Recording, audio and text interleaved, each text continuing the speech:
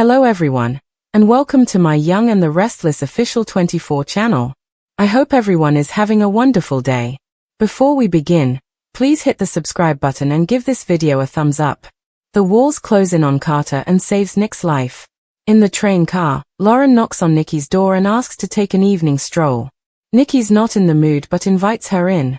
She tells her about her nightmare last night about not being able to get to Victoria and Nick. It seems to be coming true. She rants about the lies, games, and Nick being accused of murder. Lauren can't believe that an innocent man has passed away. Nikki sneers that Kane doesn't care about that. She can't shake the feeling that something is terribly wrong. Kane wouldn't hurt Sharon or Nick, according to Lauren. Nikki is unsure of Kane's capabilities. Nikki tells Lauren the dread in her bones says Nick is in danger. She thinks it's about Chancellor. Lauren marvels. You think this whole stunt is a power play? Nikki says, absolutely. Lauren asks if she really thinks Kane would stoop this low. She has no doubts at all. Lauren worries she's ready to give in to Kane and give him what he wants. Who's telling the truth? In the main train car, Kane wants to speak to Carter alone, but Chance and Victor disagree. He can't make up a story with that robotic freak because the Newman won't let him. Kane insists they'll be telling the truth. Kane wants the truth. Victor says his son has been framed. By guess who? Your robotic companion. Chance insists they need to be present for their conversation. Victor says the freaky friend knew the knife was put under the sink. How would he know that? They argue over Kane detaining Sharon and Nick.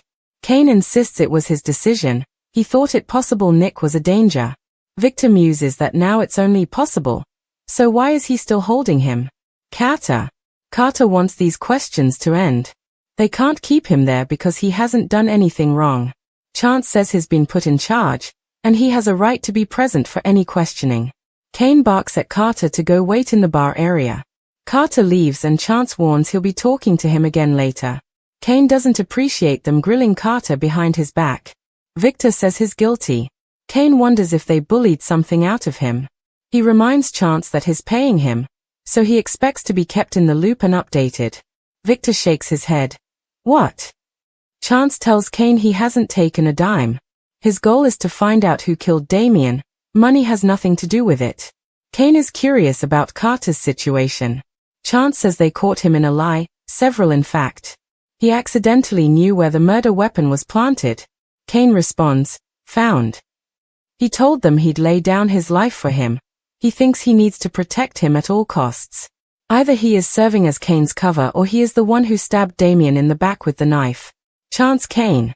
Kane rants that he is not a psychotic mastermind who instructs his employees to eliminate his alleged adversaries. Victor notes Damien was making inroads with this ex-wife. Kane gave them his blessing. He further argues Carter isn't capable of murder. Victor says, this freak is beholden to you, isn't he? He'd do anything for him. Chance says maybe he identified a problem and thought he'd rectify it. They must learn that information. Will Nick make it? In the chateau, Sharon and Billy fret over Nick. Billy thinks he knows someone who can help. If it doesn't work, he'll go down the mountain. She needs to stay with Nick. He leaves after showing Sharon how to apply pressure to Nick's wound. Sharon tells the grimacing Nick that help is on the way.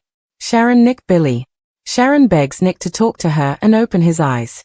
He grunts, I really did it this time, huh? He's never lost a fight to a trunk before. Sharon informs him that Billy has sought assistance and that the security guard is still absent. They have to trust him to find someone who knows how to deal with something serious like this. She hopes they arrive quickly. Nick screams in agony. Sharon decides she'll distract him and keep his attention off of the pain.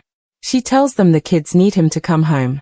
As she regales him with stories about his children and the future, he will need to pay attention and listen carefully. Nick knows she's trying to give him reasons to get through this. Sharon intones, there is no way we're going to lose you. In the train car, Billy finds Sally and tells her Nick is hurt. She gasps as he tells him Nick is bleeding a lot. He knows she knows tricks from the carnies. Sally grabs her stuff and they take off. Billy, Sally back in the chateau. Sharon tells Nick that Faith will meet someone he approves of, and they'll get married on the ranch. He will lead her to the altar. Just then, Billy arrives with Sally. They are asked to give the redhead a chance by Billy.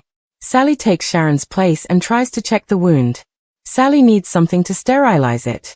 Sharon grabs the champagne. Will this work? Sharon nicks Sally. Billy finds another bottle of alcohol that will work better, and he also gets her a dry rag. Sally applies the alcohol-soaked rag to Nick's wound after announcing that this will hurt. Sally continues to respond to Nick's cries. Billy examines the guard, who is still unresponsive. Sally asks Sharon to press on the wound as she wets a teabag to squeeze on the wound. The tannins will help slow the seepage. Nick grimaces in pain and Sally apologizes. She warns the next part will hurt, but will help heal the wound. She brandishes a shaker of salt. Nick cries out in agony. Sally says they are done as Nic nearly passes out. They tie a rope around Nick to secure the dressing on the wound. Nick feels woozy. More, Amelia's unexpected choice as Vicky's love interest once Nick's recovered a bit.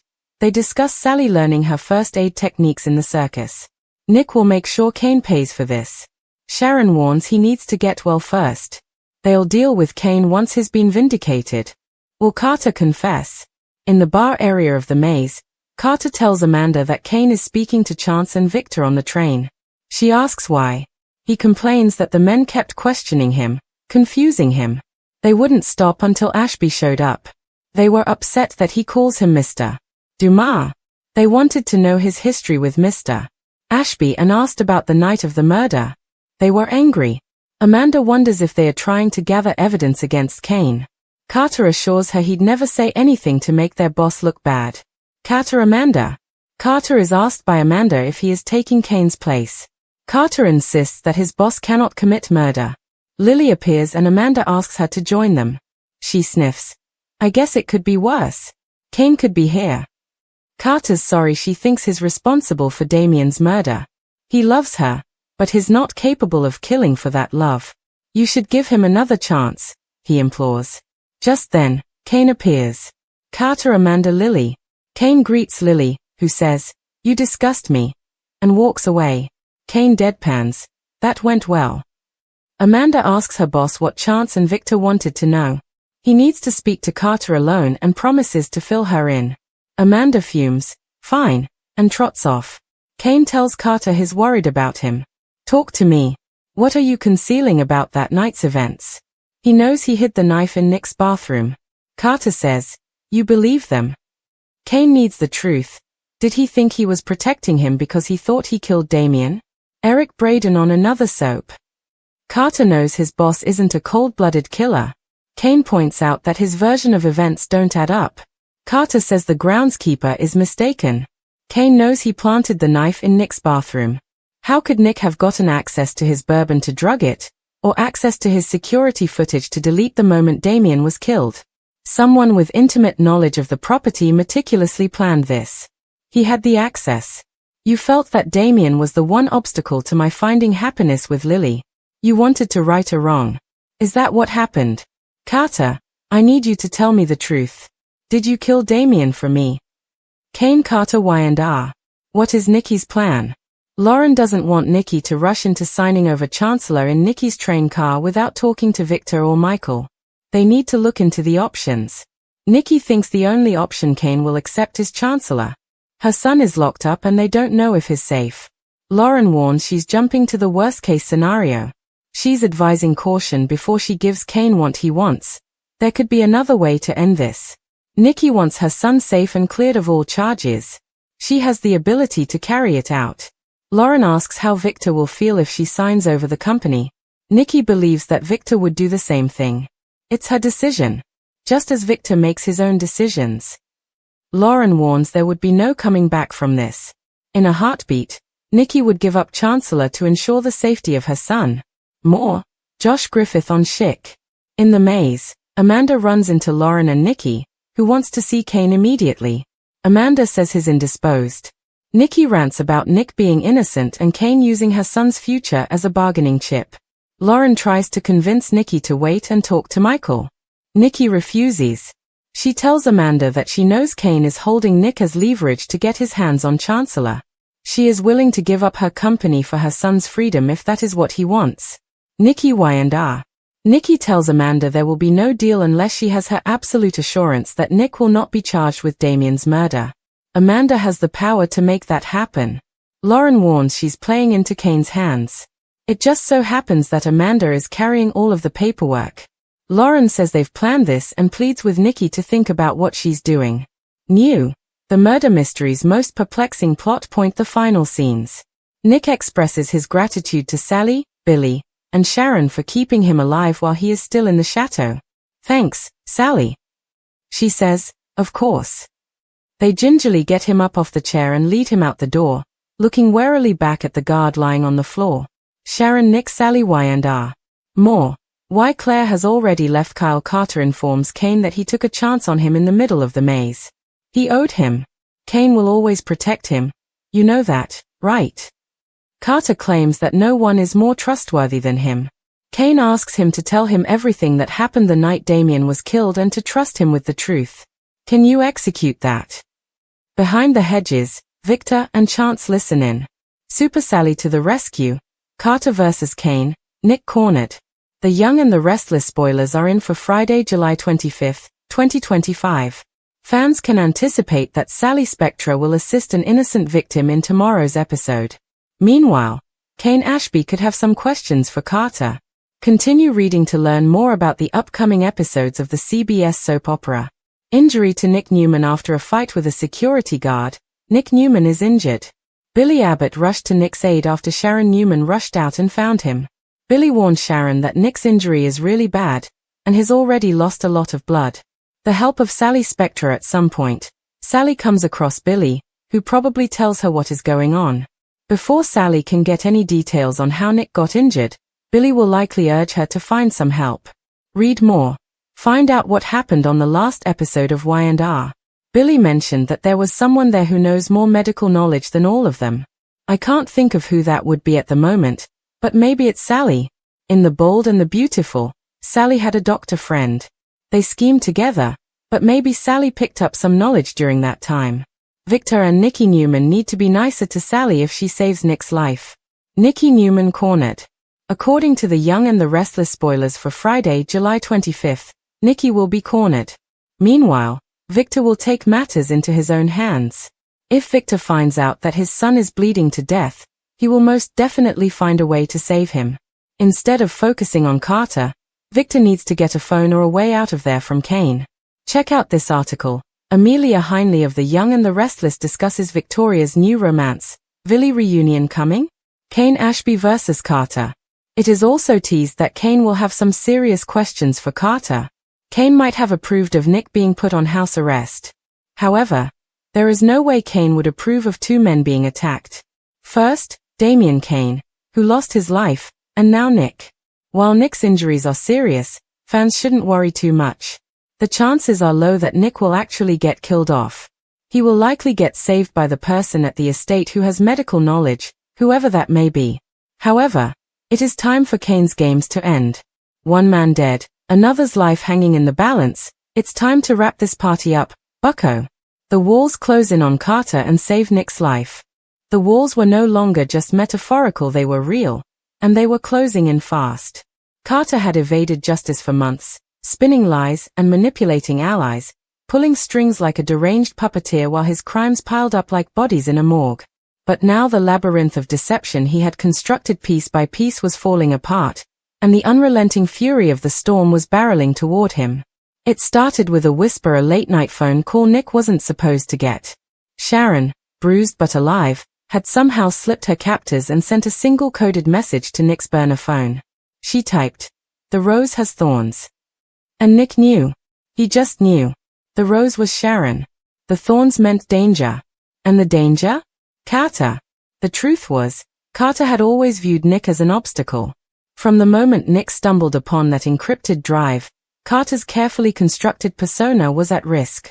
But Nick, wounded and weary from the brutal house arrest he had endured, wasn't going down without a fight. Little did Carter know, while he plotted his final silencing act, Nick had allies, unexpected ones. Lauren, tired of Carter's smirks and smugness, teamed up with Michael to follow the money trail, which led directly to a slush fund Carter had hidden beneath a fake nonprofit. At Crimson Lights, Billy, erratic and careless, discovered Carter's burner phone stash concealed within a hollowed-out Bible and forwarded it to Amanda, who discovered a voice memo claiming Carter was responsible for the warehouse fire that nearly killed Sharon. Meanwhile, Victor Newman, always 5 steps ahead, had baited Carter with a fake acquisition deal, watching him sweat during the so-called negotiation while his people planted bugs in Carter's office. And Kane, haunted by his role in shielding Carter in the early days, finally stepped into the light, meeting with Lily and offering to testify. It was over, and yet Carter didn't know it. Not until he walked into the safe house where Nick had been stashed after his rescue attempt failed, expecting to find him dead or delirious, only to find Nick gone, his restraints slashed, the guard unconscious, and a message scrawled in blood-red marker on the wall: "I remember everything." That's when Carter's world shattered. Every ally turned enemy. Every lie unraveled. Every phone call became a trap. The once smooth talker now tripped over his words, his paranoia eating him alive. His nights were haunted by shadows he couldn't name, his days filled with close calls and missed warnings. The final blow came on the night he tried to flee the country. Nick, bruised but burning with vengeance, confronted him at the private hangar, backed by a silent army: Amanda, Victor, Sharon, and even Kane. Carter ran, but the tarmac was a dead end. "You can't outrun your sins," Nick growled. "Not anymore." Carter lunged one last time, a desperate, animalistic move, but this time Nick was ready.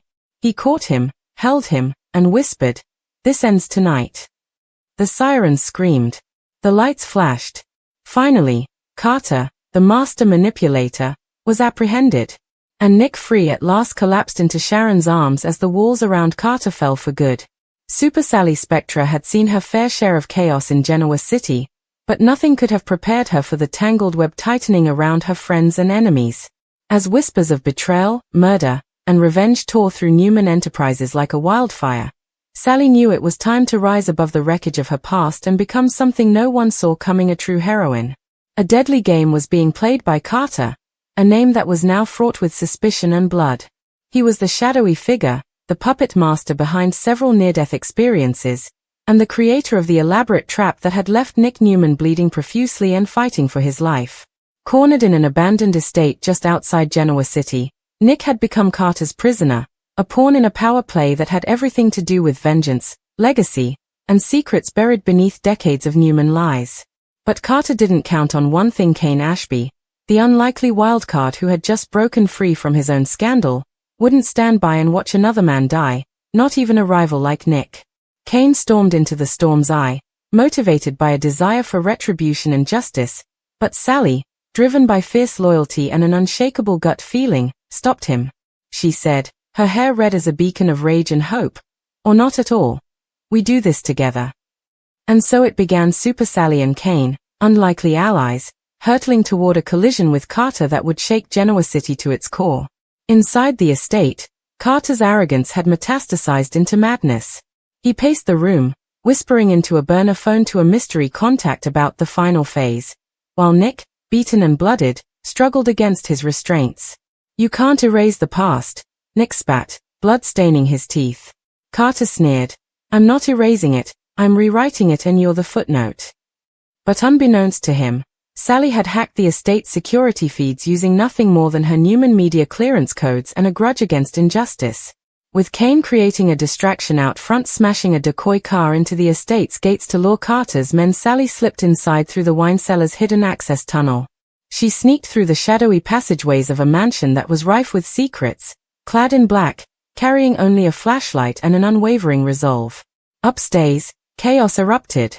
Carter heard the crash, grabbed a gun, and prepared for war. But what he didn't know was that the war had already begun and he was outnumbered by ghosts and guilt. The moment Carter turned to confront Kane in the grand foyer, Sally struck, disabling the power grid, plunging the entire estate into darkness. Nick, still strapped to a chair, whispered, "That better be who I think it is." It was. Sally emerged from the shadows, knife in hand, and with a swift motion, cut through Nick's restraints. "Told you I don't need superpowers to be a hero," she whispered. Together, they navigated the darkness as Carter screamed from below, "You think you've won? You think this ends here?" Gunshots rang out. One charged forward and tackled Carter with a primal roar, narrowly missing Kane. The two men crashed through a stained glass window, fists flying, blood spilling. Their feud no longer about revenge or murder, but survival. Nick and Sally arrived just in time to see Carter reach for his gun again, but Sally with sniper-like precision hurled a heavy bronze sculpture that knocked the weapon from his hands. "Game over," she said. But Carter, ever the manipulator, activated a remote detonator from his jacket pocket. "You may take me down," he hissed, "but we all go down to get."